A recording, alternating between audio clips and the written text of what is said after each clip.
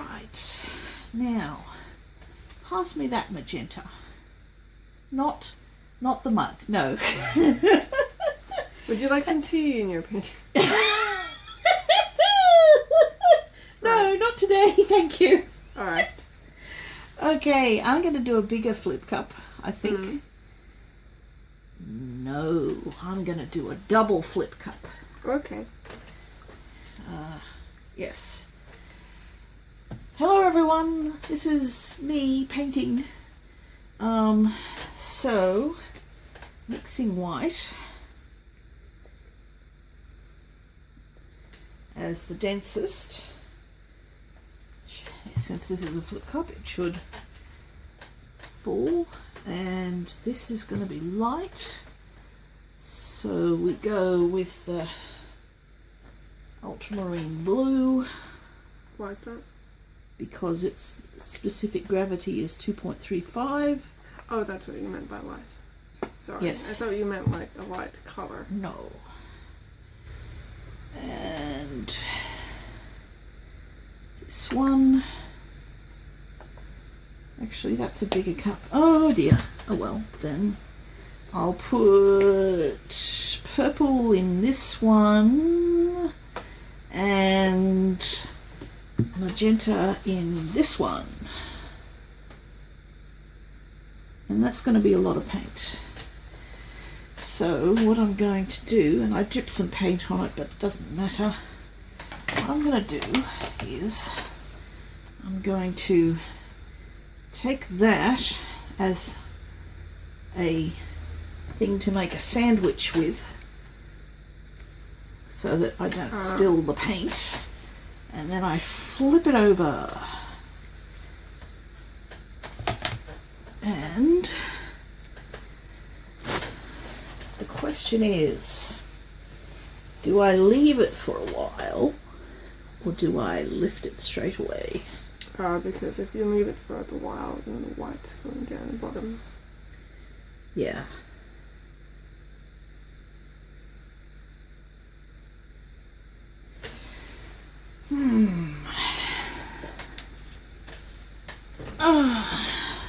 Do you lift both at once? Or do you I lift would them one at a time? preferably lift them both at once, yes. Here's some titanium white, which I'm just putting on the edges, which will probably disappear in the end, but just in case, we want to make sure that the edges, are covered with some sort of paint. You have some there. Thank you. The corner. Down that end. Right. There we are. And that one. Says the lady who was very meticulous in many things. Okay, here we go. Ooh, that is interesting. Why are there white dots? Because the paint is moving.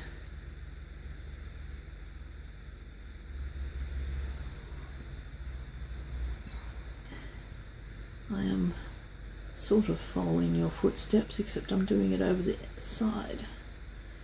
Okay, I'll put these aside and I will tilt very slowly.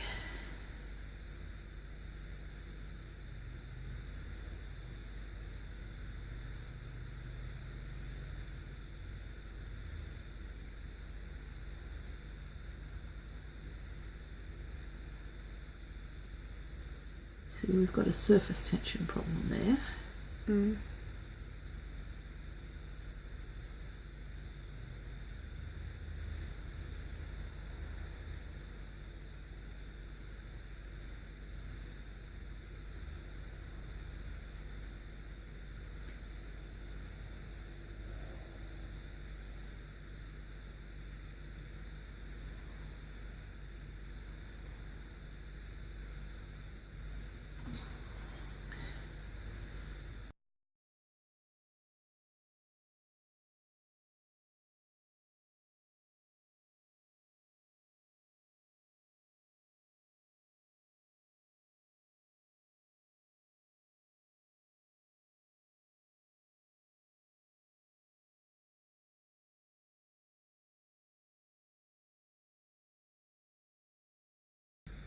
Okay, that's an improvement, because that's a little curvy thing, and so is that. That's lined. I like that. I really like this part here in the middle. Yeah. And that's because, like, the magenta got over here, because most of it's here. Mm. I'm not so sure about this bit, because it's sort of washed out looking. Maybe, maybe not. Because the white is nice in contrast here and here, but this kind of looks washed out.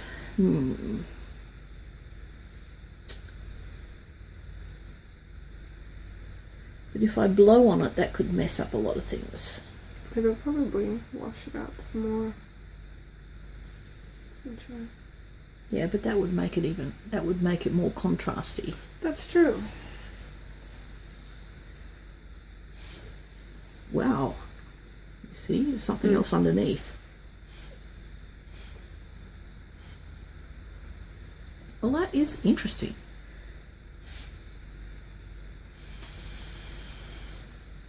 Wow. There's some magenta underneath. That's the fun thing. There's all these layers of paint. And I think what I would like to do is see if I can make that go into the other bit of magenta, or maybe I can't. Let's see.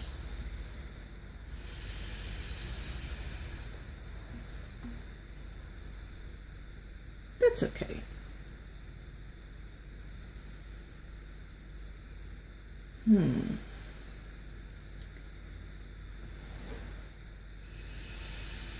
Well, you see, paint is thin, which means it doesn't move very well by blowing. It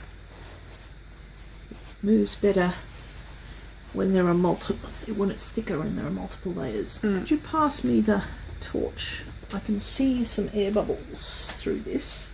Where? One just popped there. You can see it better if it's reflected on the light. Much more easy to see the bubbles from where I'm sitting, because the light is reflecting on the paint surface, and the bubbles are little dimples in it. It's very pretty. Come on, what's wrong with you? There are some dimples there that might not be bubbles. Yeah, there's something. Something. Looks like dried. Yes, it's some gunk. Okay. Death to gunk.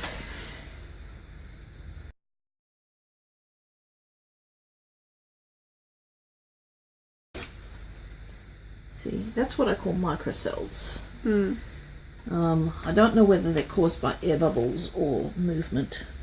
I'm not sure how I would do an experiment to determine that. That would be a bit difficult. I feel as if it's nice, but it doesn't quite have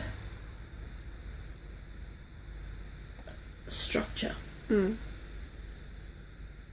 mean, that bit, that's very nice. That's all thin. And that is a nice bit of movement there. Is it because there's just a very straight movement here as opposed to a movement that way? Well, it's kind of as if part of this is going that direction and this is kind of just stopping. You know, like coming to a dead halt. So I may have to get rid of this thing that you like so much. Oh. Or move it, at least.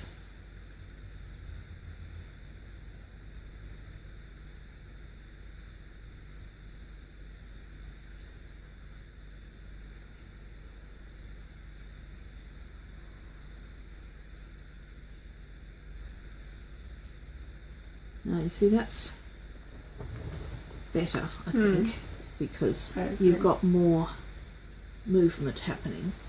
And that doesn't feel quite so much as if it's coming to a dead halt, because it's not halfway across, it's just 1/3 of the way across.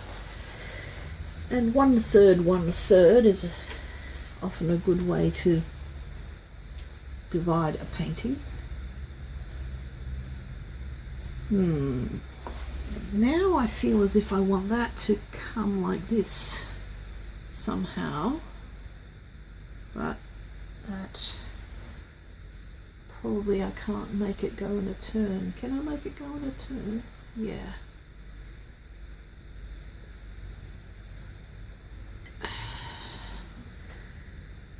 But actually I think that's worse. It's better when you have a curve like that. That's interesting. I did end up making it sort of turn. It is one of the challenges. You can't really control what the paint is going to do. You can only influence it, which your Uncle John said that's a metaphor for life. And maybe, well that's what happens when you torch it too much. Kind of dries on the top, which is not good.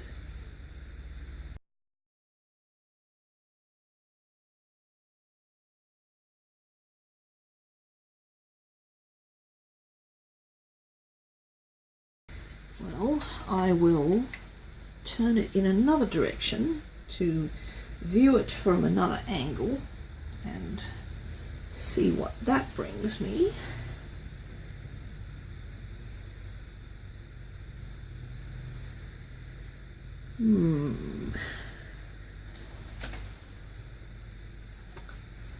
Kind of want that to go that way and that to go that way, which probably won't happen.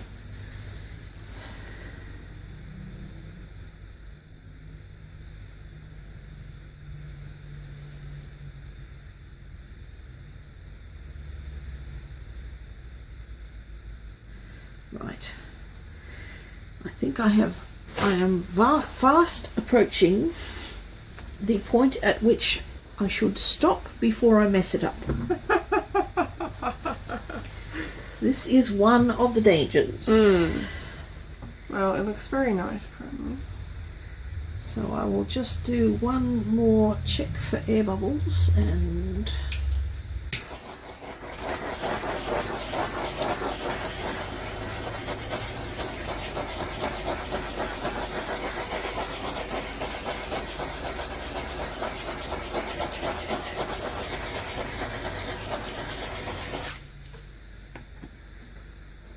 there we are. A thing. Second one. That was mine. So this is I will completely discuss dry? it. I think it's still a little wet underneath, so again, because it's quite thick. Now you see the cracks here went along the lines of the colours. Oh, that's fine then. They actually almost look really nice. I wonder. They do, because sometimes the cracks are just, they add more interest because they're revealing different paint colours underneath. Have you ever tried making a painting specifically to make cracks? No, not actually. It might be an interesting endeavour. I wonder how I would go about it. I mean, as in deliberately making cracks and trying to control where the cracks turn up. Yes. Or make a pattern such that no matter where the crack turns up, it still looks good. Yeah. But as you can see, it did sort of move because that bit was a bit thicker, wasn't it? Yeah. And you notice that it's of course dried a lot darker. Yeah, you're right. Because, well, I mean, you say it and then you forget it, that adding the medium to the paint makes the whole thing look lighter, and then you sort of get surprised when it dries a lot darker. But you know, sort of, I wasn't thinking the magenta would be that kind of deep colour, but part of that is because the magenta is a transparent colour, which means colours that are underneath it in the layers of colour will affect it. And so you've got this blue underneath, because you can tell that there's blue underneath there, so that probably does affect it.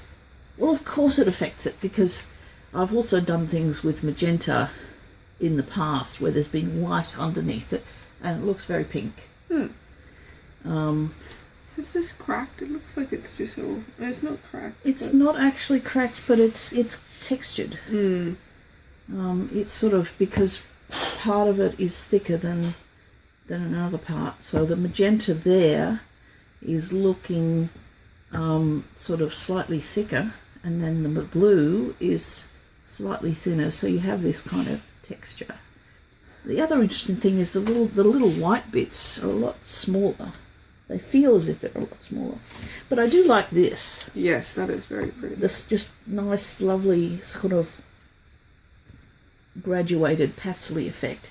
I really like this as well. And this one as well. Yes. Whereas this, while it's got some lovely colours in it, you can't see them as well because it's so dark. I would like to purposefully put in bubbles to make it really bubbly. I have done that. Yes. As an experiment. Yes. How did it go? Interesting. Interesting in a good way or interesting in a bad way? Interesting in a good way. Okay. See my previous video on. Oh, whoa, okay. I'll have to put a link in the description to the experiment with air bubbles. Right. So it did turn out well, as in you did get lots of bubbles. Yes. Good. I whipped the paint with a coffee frother. Yes, I was wondering how you would do it. I thought of just whipping it up with a fork, but a coffee frother would be a lot better. Yes, a specific coffee frother that was bought for the purpose. As distinct from the coffee frother that I use to froth my coffee. As for composition, well, I think this thing is just so dark you can't see it. So I think this one is likely to be one that I will play with digitally and do some color contrast things, because the ones that have potential digitally are ones where the color may not be satisfactory, but the structure is interesting and you can bring that out more. Right.